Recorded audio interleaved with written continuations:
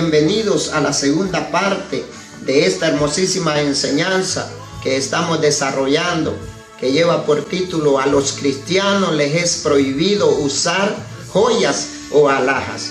Antes de proseguir, yo quiero hacer un paréntesis.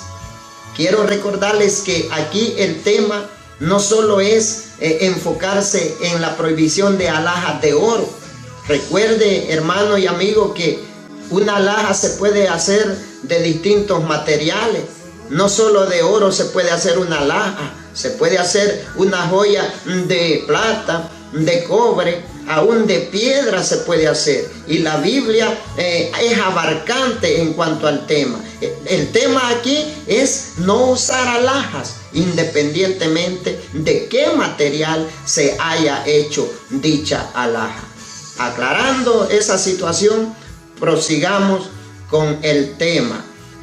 Quedamos en la primera parte de que el apóstol Pablo está en una posición de que la mujer de Dios, la mujer que ha sido renovada por el Espíritu Santo, necesario es que externamente muestre una actitud de humildad, como a santas mujeres que profesan fe y piedad.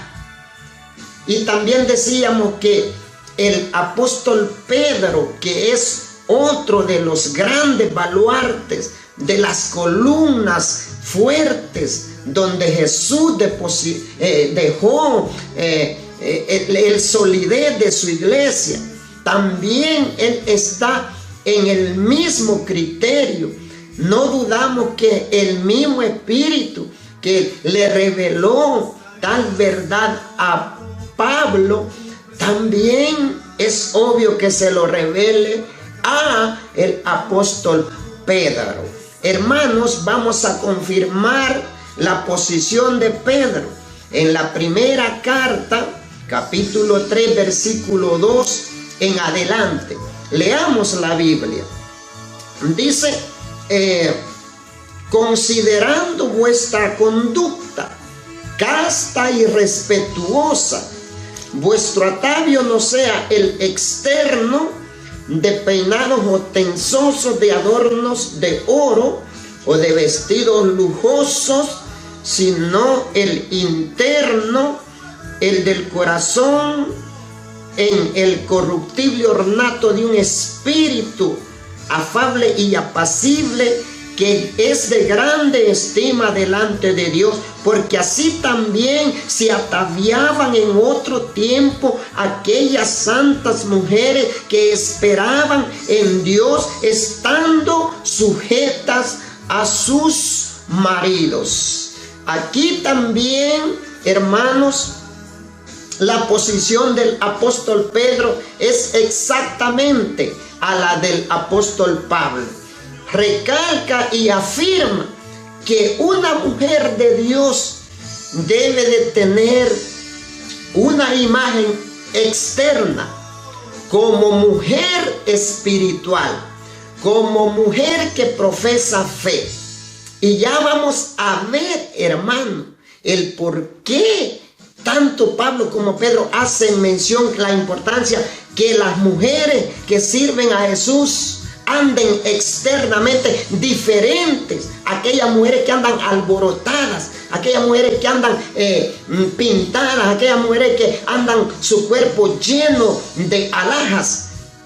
Vamos a ver, amados hermanos, de dónde viene y quién es la impulsora de este movimiento malicioso en el sexo femenil, y que hoy en día hasta los hombres están siendo absorbidos por las vanidades. En esta oportunidad yo quiero decir o contrarrestar los dichos que muchos lanzan para poder de alguna manera desvaluar esta doctrina.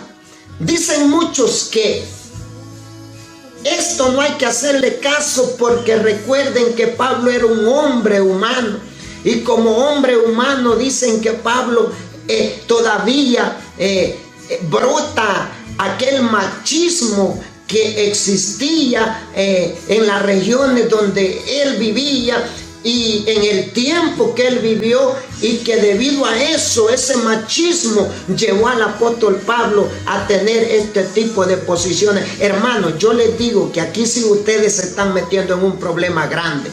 Tengan mucho cuidado cuando hablan de esa manera.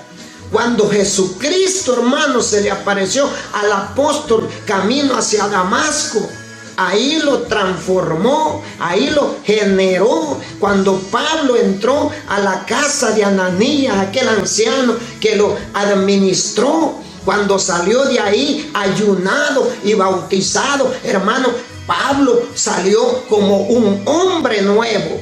Creemos que el Espíritu Santo no hace cosas a media. Creemos que si Dios le encomendó a Pablo cosas tan importantes que solamente su hijo las anduvo haciendo en esta tierra, es porque a esa altura el apóstol Pablo estaba regenerado totalmente por medio del Espíritu Santo.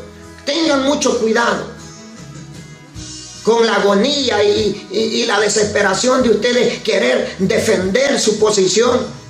Busquen otras maneras y serán ineficaces. Pero aquí no solo es ineficaz su defensa, sino que también se están metiendo en un problema, porque están conduciéndose al camino de la blasfemia del Espíritu, porque el Espíritu Santo ya había transformado al apóstol, y el Espíritu es el que le hace abrir la boca de la manera que él abrió la boca y escribió todo lo que quedó escrito ahí. También dicen que lo mismo Pedro habló también así, porque de repente miraba en la iglesia ahí donde se dirigió que había todavía ese ambiente de machismo y la mujer era menospreciada. Hay que tener mucho cuidado. Para empezar, yo quiero decirte que queda sin validez esa posición. ¿Por qué? Porque las cartas del apóstol Pedro no fueron escritas a determinada iglesia como la mayoría de cartas paulinas que iban dirigidas a cierta iglesia. Y aunque iban a cierta iglesia, la iglesia de Jesucristo las ha abrazado y la aplicamos porque sabemos que toda la escritura es inspirada por Dios. Pero Pedro escribe sus cartas universal, es decir, que esas cartas del apóstol Pedro quedaron escritas para que todo individuo, en toda dispensación, en cualquier tiempo hasta la venida de Cristo, pueda tomarla y pueda ponerla por obra. Entonces quedan nulas esas defensas. Quiero decirles que los que dicen que estas cosas eran de hombres, eran cosas de los apóstoles, quiero llevarlos al mensaje de una de las 7 iglesias. Que ese mensaje no fue revelado por hombres, queridos amigos, queridos hermanos. Ahí es un bombazo letal del Espíritu Santo a tu vida. A ver si ese corazón duro se te va poniendo blando hasta llegar a ser de carne. Porque así la palabra entonces podrá penetrar a tu vida y dejar de andar ya buscando excusas que aquí que allá. El Apocalipsis le fue revelado por Dios, por el Espíritu, por el ángel a Juan. Aquí no hay para dónde. Y te voy a demostrar qué tiene que ver aquello con el tema. Te voy a llevar a que busquemos en Apocalipsis capítulo 2, versículo 20 al 23. Pero tengo unas pocas cosas contra ti, que toleras que esa mujer Jezabel, que se dice profetiza, enseñe y seduzca a mis siervos a fornicar y a comer cosas sacrificadas a ídolos. Y le he dado tiempo para que se arrepienta, pero no quiere arrepentirse de su fornicación. He aquí yo arrojo en cama y en gran tribulación a los que con ella adulteran. Si no se arrepienten de sus obras, de las obras de ella, y a sus hijos heriré de muerte. Y todas las iglesias sabrán que yo soy el que escudriña la mente y el corazón, y os daré a cada uno según vuestras obras. A la iglesia de Tiatira, Dios la exalta, la ensalza, la felicita por muchas cosas buenas. Pero ¿cuál fue el pero que halló en esta iglesia Dios en el diagnóstico, en el examen? Que esta iglesia había abrazado, le había dado la bienvenida a Jezabel, a la doctrina de Jezabel. Y estamos hablando, hermano, que la doctrina de Jezabel, si nosotros escudriñamos la vida de Jezabel, la vida de Jezabel era una vida de lujuria. Jezabel fue una mujer que sobrepasaba la autoridad de su marido. Jezabel era una mujer que se pintaba, dice, para poder seducir a los siervos de Dios. A Jezabel no le cabían más joyas en las pies, en las manos, en las orejas, en las narices, los pomitos, los adornos. Se alborotaba. Y cuando dice, le han dado la bienvenida a Jezabel y su doctrina, aunque ahí se enfoca Dios también a lo que las comidas sacrificadas al paganismo. Pero la doctrina de Jezabel es abarcante, desde la idolatría, desde la prepotencia. Era una mujer prepotente, le gustaba el dominio, el poder, dominaba a su marido. Desde la falsa profecía, porque ella había acomodado un montón de profetas y los alimentaba bien y los tenía bien pagados para que profetizaran cosas que al oído de ella le agradaban. Y también era una mujer pionera en cuanto a penetrarse, a poder dedicarse a ponerle a su cuerpo un montón de cosas, como alhaja, pintura y cuánta cosa. Y el mensaje de Dios a la iglesia de Tiatira es que le habían dado la bienvenida a la doctrina de Jezabel.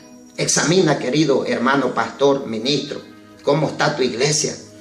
Analiza y ve a escudriñar a Jezabel y compara si en tu iglesia está este humo de Jezabel. Sácalo en el nombre de Cristo Jesús. Hay otros que dicen, no, pues yo me pongo oro porque las calles de oro en el cielo, la ciudad es puro oro. No hay que ser tan pobres, hermanos. No hay que ser tan inexpertos. Te voy a llevar a ver cómo es el oro, del oro que está fabricada la ciudad en el cielo. Apocalipsis 21:18.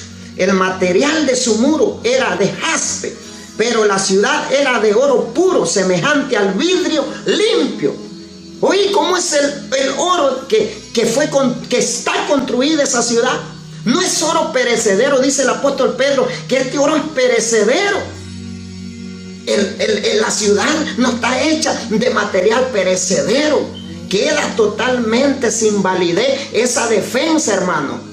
El oro que vio Juan, del cual estaba fabricada aquella ciudad, era un oro resplandeciente, un oro cristalino, transparente. Otros dicen, no, pues yo uso oro porque dice Dios, mía es la plata y mío es el oro. Cuando dice Dios eso es porque de Él es toda la creación. Y acuérdate que el oro y todas estas cosas son provenientes de la naturaleza de la tierra. Pero no es para que el ser humano se los ponga en su cuerpo. Otros dicen, no, pues es que Dios mandó a hacer los ángeles que estaban encima del arca del pacto eran de oro. El templo de Salomón era muchas piezas y muchas columnas y cuánta cosa de oro. Claro que sí. Es que el punto aquí, mi hermano, no es, tú puedes hacerle un púlpito a tu iglesia de oro y no es problema. Aquí Dios lo que quiere es que dejemos de ponernos en nuestro cuerpo ese tipo de cosas. Reflexiona. No hay que boicotear la palabra de Dios. Hay que ser humilde. No hay que altercar contra Dios. Mejor hay que ser humilde. Y lo que no entiendes hoy, como le dijo Jesús al apóstol Pedro cuando no se quería dejar lavar los pies, lo entenderás después. Lo importante es que hagas lo que Dios te ordena por medio de su santa y bendita palabra. Bendiciones, te amo en el nombre del Salvador.